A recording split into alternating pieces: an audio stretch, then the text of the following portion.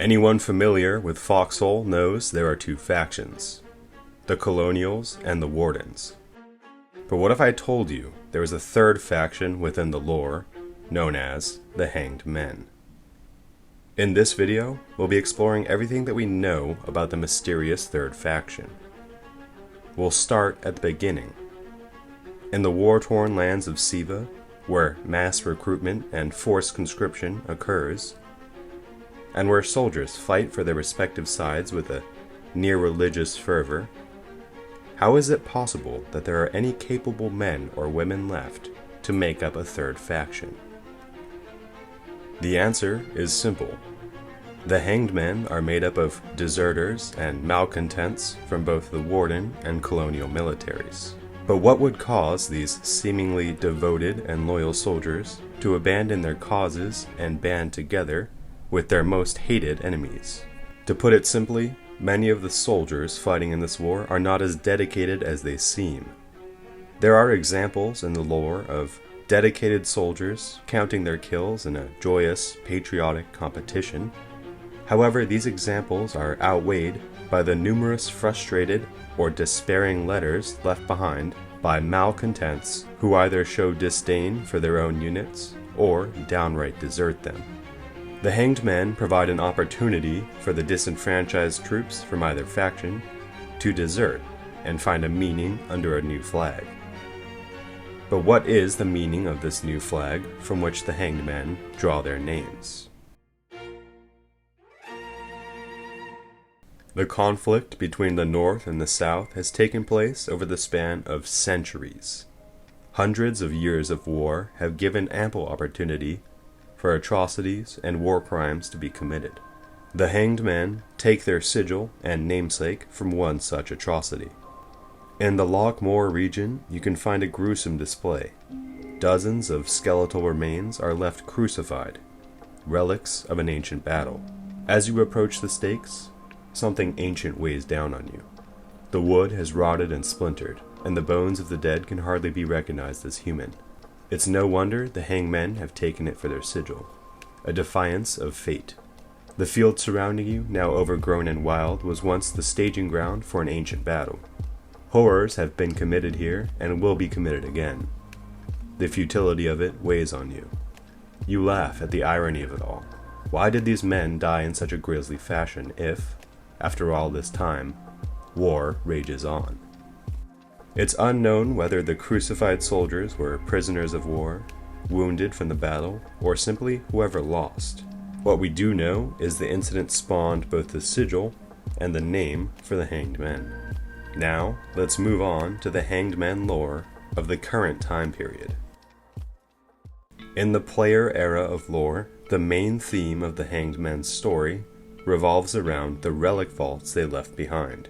These vaults, seemingly abandoned by the Hanged Men, used to be fortresses against the Colonials and Wardens.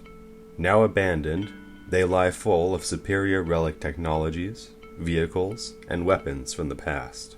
Naturally, these vaults were discovered by the Wardens, Colonials, and independent adventurers hoping to unlock the power of lost technology. Here are the lore pieces we can find.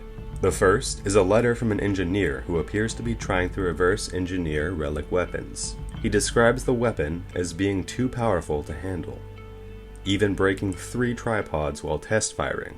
It sounds like the engineer is testing a relic cannon, but he reveals in the next paragraph it's only a relic rifle. He wonders how such weapons are possible. The next is from an explorer who failed to breach one of the vaults.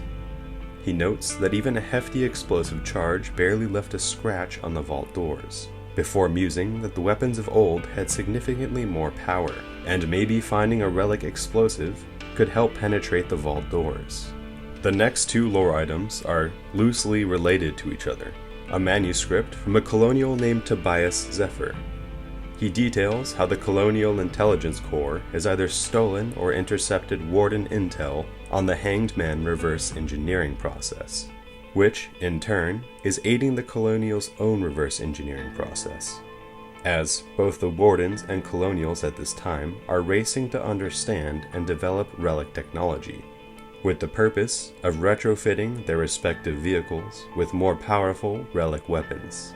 The next letter is connected to the previous. It's a letter directly from the office of the Archon, the Warden head of government. It details how the Warden leadership is most displeased with the before-mentioned intelligence leak. It also tells us that the Warden leadership isn't too happy with the idea of reverse engineering and retrofitting. While the colonial letter sounds optimistic regarding the reverse engineering process, the Warden letter describes the process as a buffoonish vanity project by their engineers.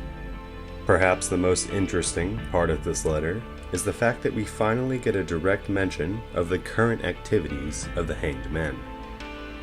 The letter describes them as pirates and smugglers who are in open conflict with the Warden military.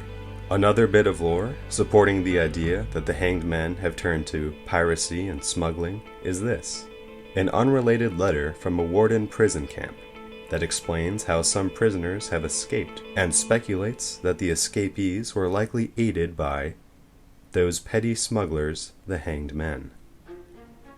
So, that's almost all of the in-game lore we currently have regarding the Hanged Men, both their past and present, beginning from a mass desertion due to the cruel atrocities of war, to the current day mysterious band of smugglers and pirates. So much about the Hanged Men and their story remains unknown, but it's very likely more will be uncovered in the future. If you haven't subscribed yet, now is the perfect time. I'm making weekly videos. Please like and comment for the algorithm. Join the Discord, link in description, you'll probably regret it.